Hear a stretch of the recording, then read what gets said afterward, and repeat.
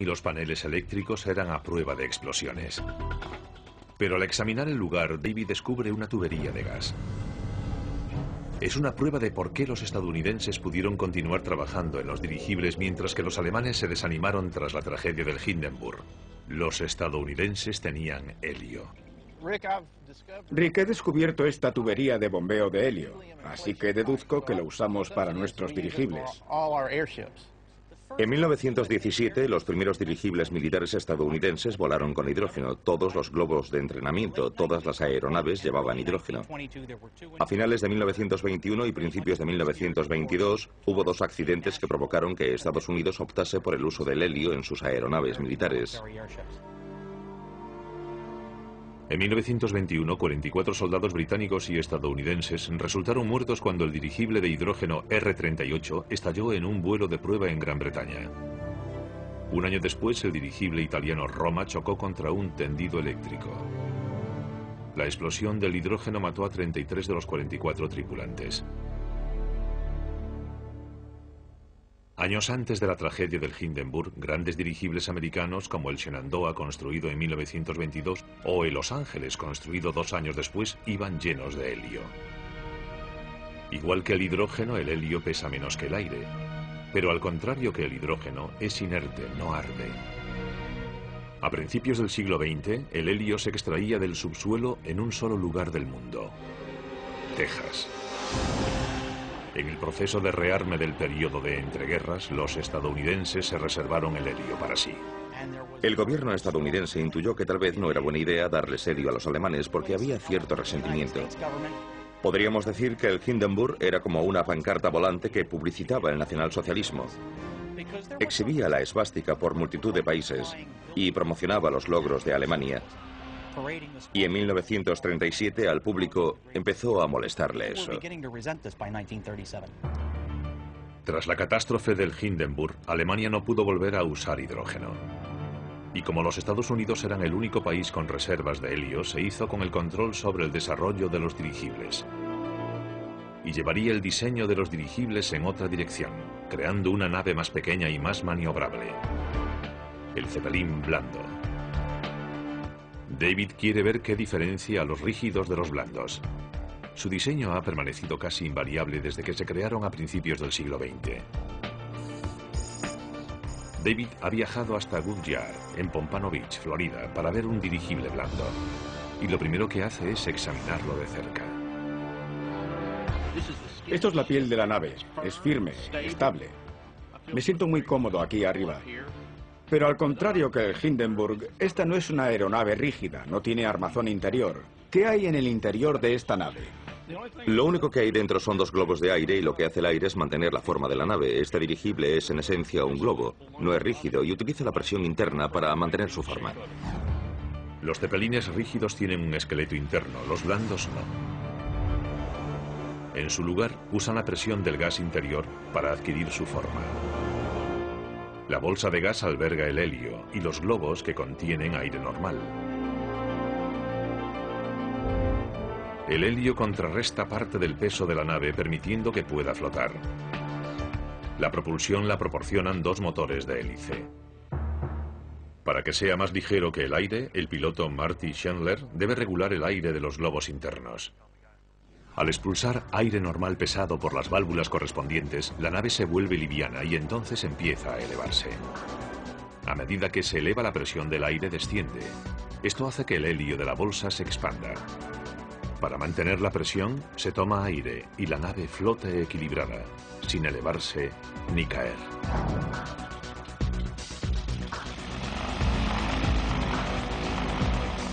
Mediante la rueda elevadora, el control del timón y el motor, el piloto consigue que la nave despegue del suelo. Lo primero que se ve es que no hay volante de dirección.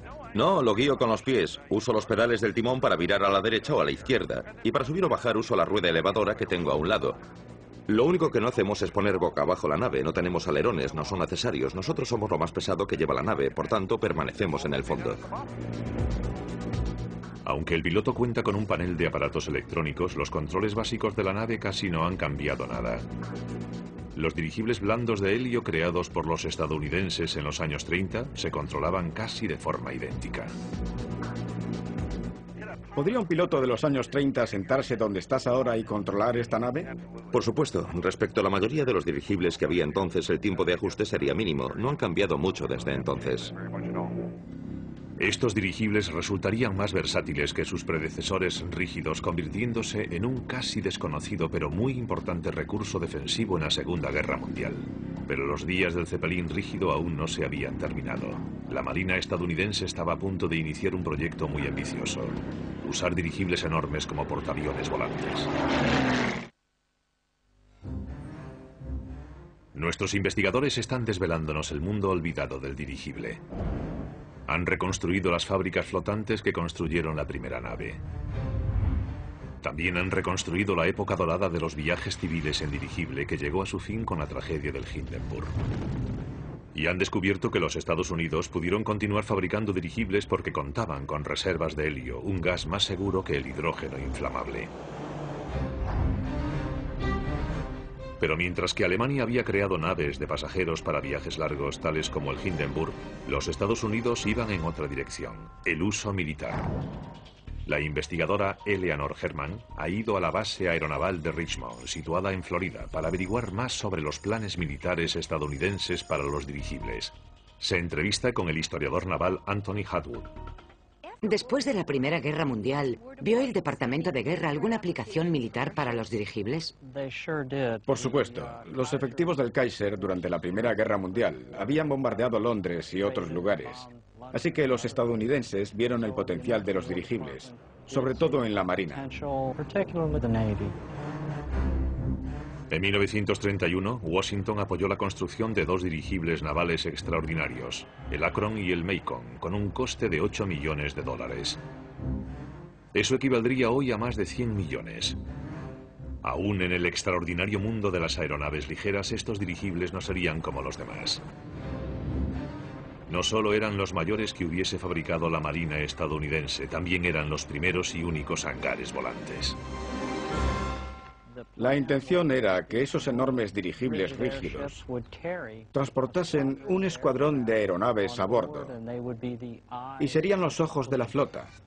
Irían volando por delante de la flota, reconociendo el terreno en busca del enemigo. La primera de las aeronaves construidas, el dirigible Akron, tenía un volumen de 185.000 metros cúbicos, similar a la capacidad de 40 piscinas olímpicas. El globo medía 240 metros de largo, solo 6 menos que el Hindenburg. Contaba con 8 motores, con una autonomía de casi 6.000 millas marinas y podía viajar a más de 128 kilómetros por hora. Pero lo más impresionante de esta nave gigante era su casco. Un espacio interior de 22 metros de largo, 18 de ancho y 5 de altura, capaz de albergar hasta 5 aviones caza. Se usaba un trapecio para bajar los aviones por el vientre del dirigible. Un gancho aéreo se soltaba y el avión quedaba libre, listo para efectuar el reconocimiento aéreo. Aunque pueda parecer una maniobra arriesgada, el lanzamiento desde el dirigible era la parte fácil. Ahora, Eleanor va a despegar en un biplano de los años 40. Quiere hacerse una idea de lo que los pilotos debían hacer después.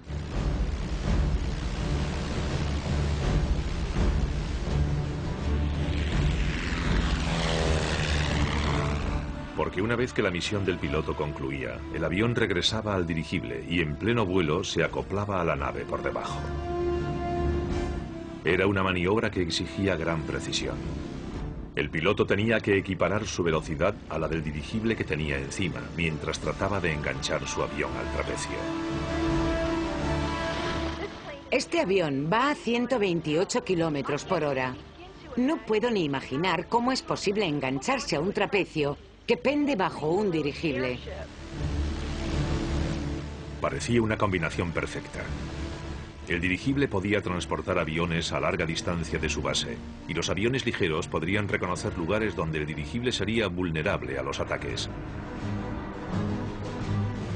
Aunque las pruebas confirmaron la pericia de los pilotos y la ventaja teórica de estos hangares volantes, había una pega evidente.